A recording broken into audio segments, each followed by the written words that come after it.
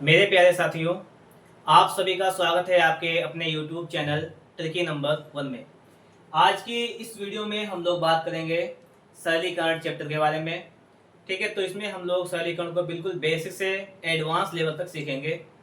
तो देखिएगा, यहाँ पर आपके सामने एक क्वेश्चन लिखा हुआ है। क्वेश्चन लिखा हुआ है 2 का 14 भाग 7 गुणा 3 प्लस 44 भाग 11 गुणे 8 माइनस 12 गुणा 9 भाग 3। ये सवाल आपके सामने लिखा हुआ है। सबसे पहले हम लोग सीखेंगे कि सरलीकरण का नियम क्या होता है। देखिए, इसको हल करते हैं बोर्ड मास के नियम से। किससे हल करेंगे? बोर्ड मास का नियम। आप पहले सीख लें कि बोर्ड मास का नियम क्या होता है। देखिए, बी से क्या होता है? ब्रैकेट।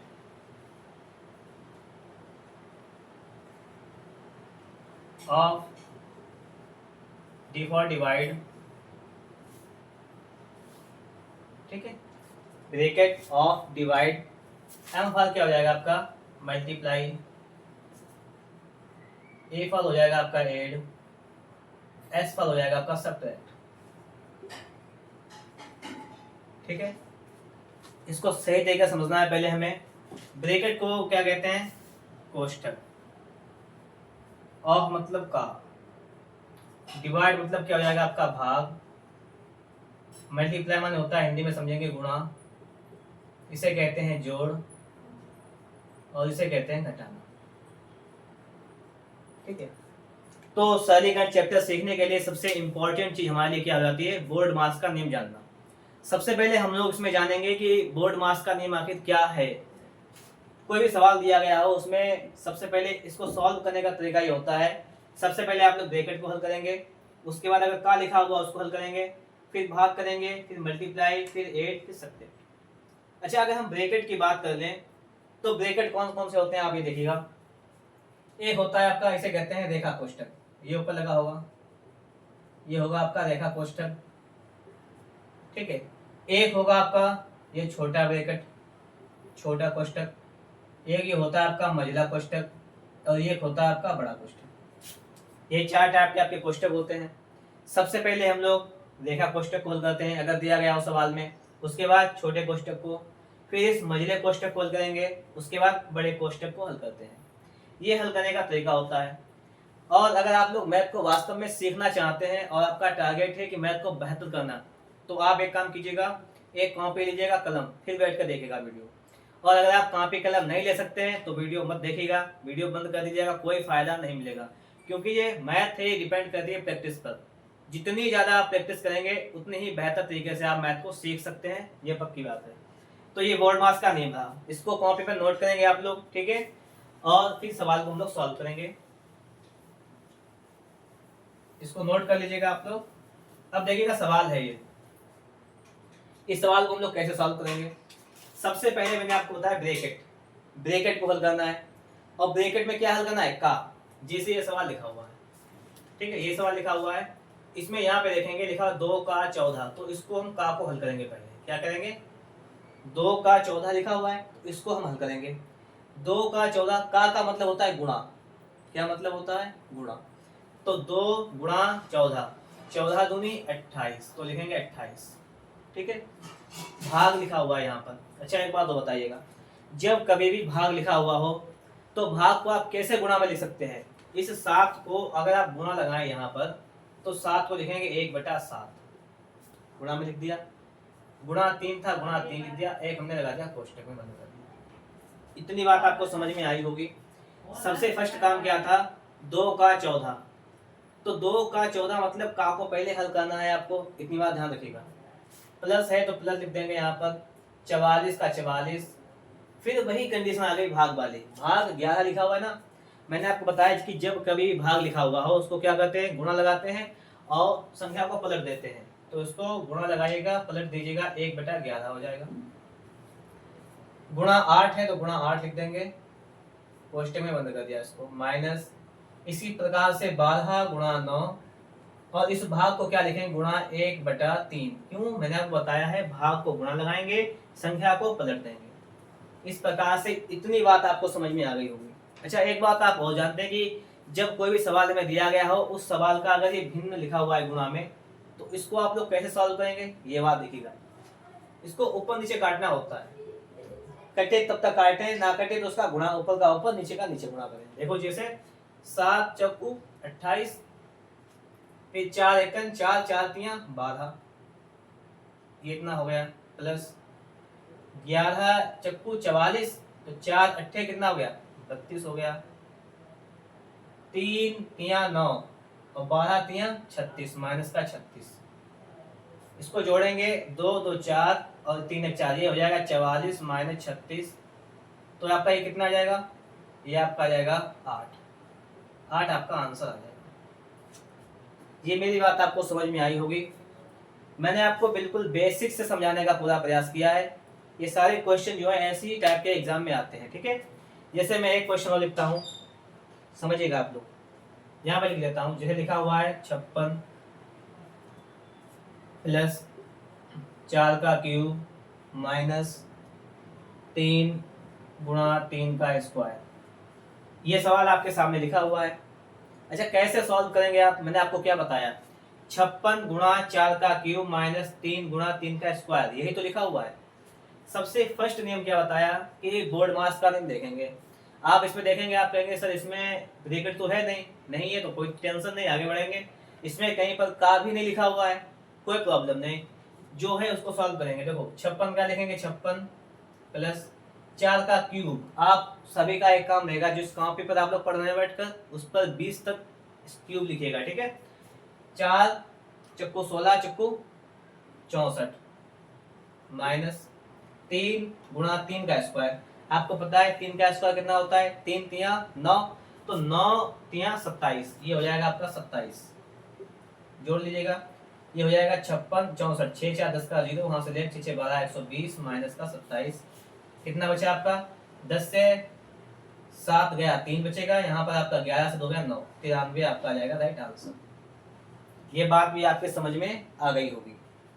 आपको क्या करना है, देखो वास्तव में अगर आपको मैथ सीखना है तो आप कॉपी लेकर ही पढ़े, ठीक है। एक मेरी सलाह जरूर माने।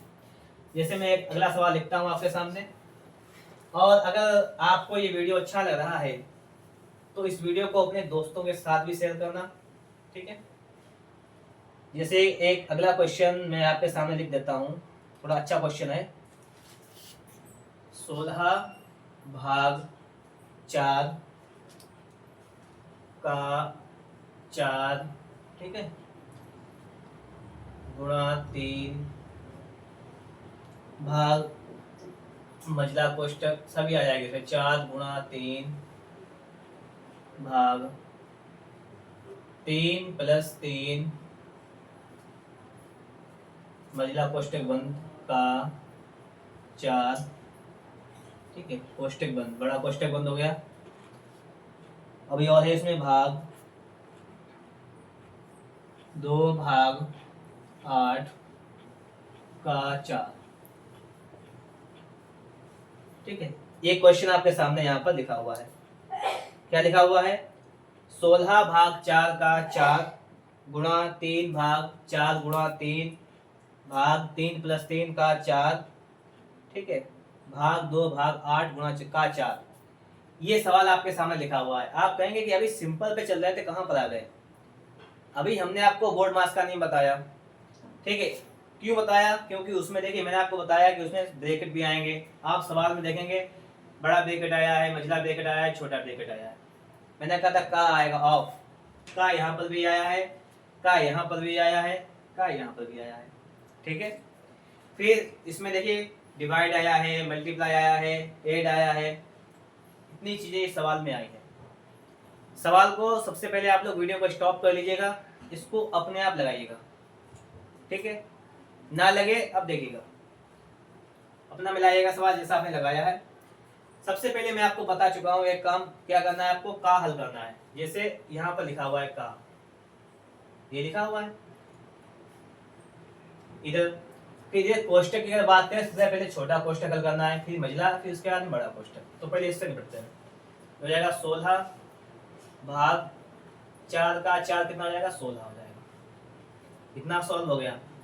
गुणा का गुणा लगा दो चलो यहीं पर, ये 3 भाग देखिए समझाने के लिए हो सकता है कि आप सोच रहे हो कि एक वीडियो में इतना टाइम लग रहा है सवाल लगाने में, ये हो सकता है क्यों, क्योंकि मैं आपको यहाँ पे समझा रहा हूँ, ठीक है। लेकिन जब आप इसकी प्रैक्टिस करेंगे, आप स्वयं लगाएंगे, तो आप जल्दी लगा लेंगे सवाल, ठीक है, ये पक्की बात है। अब यहाँ पे ये देखना है 4 का गुणा, ये 3 लिखेंगे और ये भाग है, 3 और 3 कितना होता है, आप कहेंगे 3 और 3 6 होता है।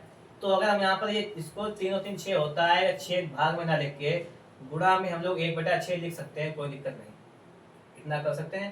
का 4 है तो का 4, उसको भी ऐसे रहने दो, आगे लिख लेंगे उसको, ठीक है। इसको सॉल्व कर लें पहले हम लोग। अब देखो ये 4 3 कितना हुआ 12, तो 6 दूनी 12, 2 काट दिया ये। अब देखो आप लोग यहाँ पर हम पहले इतने ही सवाल को सॉल्व करते हैं, ठीक है, इतने सवाल। ये सवाल क्या है आपका 3, ये भाग, ये वाला कोष्टक, ये 2 कोष्टक बंद, फिर आया का 4।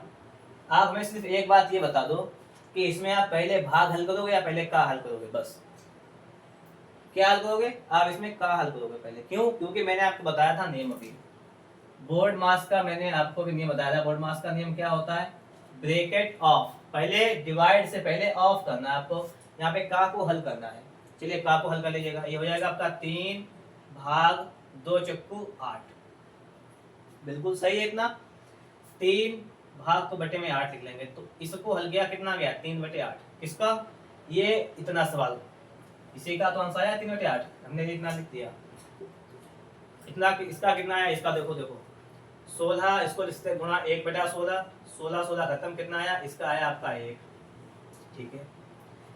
बचा ये, इसको देखेंगे इसका कितना आएगा, देखो 2।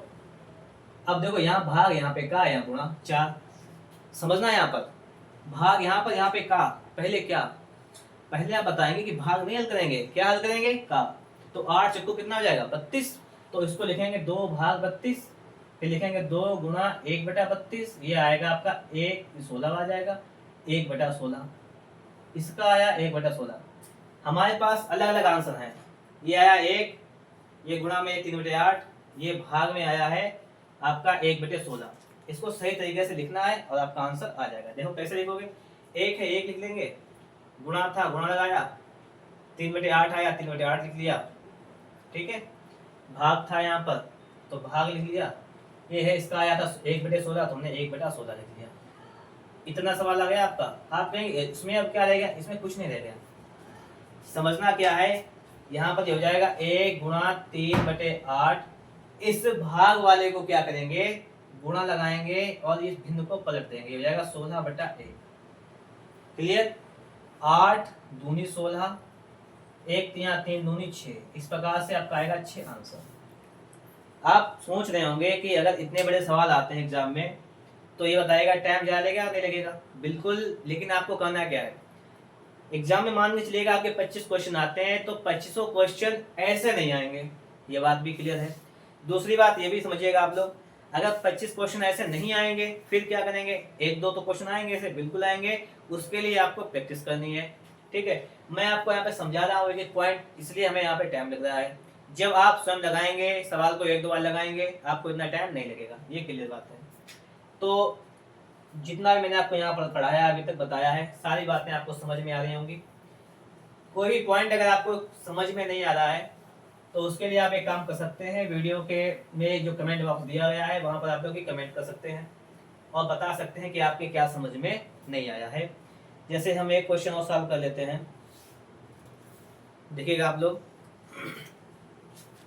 जैसे लिखा हुआ है 25 का 5 भाग 10 गुणा 3 प्लस 6 गुणा 2 का 3 प्लस 8। एक सिंपल सा सवाल हमने आपके सामने लिख दिया है, इसको कैसे आप सॉल्व करेंगे, ठीक है। मैंने आपको जो नियम बताया उसी के हिसाब से वीडियो स्टॉप कीजिए, सवाल लगाइए, स्वयं कॉपी जरूर लेके बैठना, ठीक है। मैं फिर आपसे कह रहा हूँ, देखो इसको हल करो। पहले सबसे पहले मैंने बताया का को सॉल्व करेंगे, का कहाँ पर है, एक तो यहाँ पर है, एक कहाँ पर है, एक यहाँ पर है, बस यही है। 25 पंचे आप कहेंगे 125, भाग लिखा हुआ है 10, तो भाग वाले को गुणा लगाकर पलट दो, बताया मैंने आपको, पलट दिया। गुणा का 3 3 लिख दिया, प्लस 6 लिखा हुआ है 6 लिख दिया, गुणा 2 का 3 कितना हो जाएगा? आप कहेंगे 6 हो जाएगा, प्लस का 8। इतना सवाल आपका बन गया है। क्लियर है बात? अब देखेंगे हम लोग यहाँ पर, ये देखो इतना एक भिन्न बन गया, इसको हल करना है। 5 दूनी 10, 5 दूनी 10 पचम 25। ठीक है, तो 25 यहाँ कितना हो जाएगा? आप कहेंगे 75/2 ये हो जाएगा, प्लस 6 का 6 में गुणा करेंगे कितना हो जाएगा? 36 हो जाएगा, प्लस 8 आपका ये हो जाएगा। क्लियर हुई बात? इसको सॉल्व करेंगे, 2 3 6, 2 7 14.5। इसको सभी को जोड़ लेंगे, देखो कितना आ जाएगा? 8 और 6 14 और 7 21 का 1, हाथ से लगा 2, 3 5 और 3 8। ठीक है, 0.5। इस प्रकार से आपका ये आंसर आ जाएगा। तो मैंने आपको एक कॉन्सेप्ट बताया है सरलीकरण के सवालों को कैसे सॉल्व किया जाता है। चलिए 1-2 सवाल मैं आपको दिए देता हूँ, इसको लगाकर आप लोग कमेंट बॉक्स में इसके उत्तर बताइएगा। देखिए सवाल नंबर आपके लिए है ये आपको लगाने हैं स्वयं। अगर आपने इस वीडियो को देखा है, सवालों को लगाया है, ठीक है। जैसे एक बात और बताऊंगा मैं आपको, पहले सवाल नोट कर लीजिएगा आप लोग। 25/5 गुणा 4 माइनस 3 प्लस 2 गुणा 6, ये 5, इसको लिखिएगा 5 का 4/2 गुणा 3 प्लस 6 गुणा 3, 8 का 4/3 गुणा 3 गुणा 4 प्लस 6। देखिए मैंने आपको जो भी 4-5 सवाल बताए एग्जाम्पल तौर पे, ठीक है। मैंने आपको 3 सवाल दिए भी हैं। मैंने आपको स्टार्टिंग में ही बता दिया था कि अगर आप मैथ का वीडियो देख रहे हैं तो उसके लिए कॉपी लेकर बैठिएगा, बताया था। अगर आपने भी बात मानी, कॉपी को लेकर साथ में बैठे आपने जो मैंने बताया उसको नोट किया, सवाल अपनी कॉपी पर लगाए, उसके बाद में अगर आपने ये सवाल लगाए, ठीक है, तो इसका मतलब क्या हुआ कि आप पूरी बात मान रहे हैं, तो आप पूरा मैथ भी सीख जाएंगे। और अगर आपने जैसे नहीं कि कोई बात कही जाए, आप जैसे क्लास यूट्यूब पर देख रहे हैं, ठीक है, ये तो मैं आपसे कुछ कह भी नहीं सकता कि सवाल लगा ही लीजिए, क्योंकि इतना कोई प्रेशर तो होता नहीं है। सामने जो होता है बच्चा बैठा होता है तो प्रेशर होता है, उसको लगाना पड़ता है उसे। आप लगा लेंगे तो बेहतर सीख जाएंगे, नहीं लगाएंगे तो ये आप पे डिपेंड करता है। फिलहाल हमारा प्रयास सही रहेगा कि आप मैथ को बेहतर सीख जाएं। मिलेंगे आपको एक नेक्स्ट वीडियो में नेक्स्ट टॉपिक के साथ।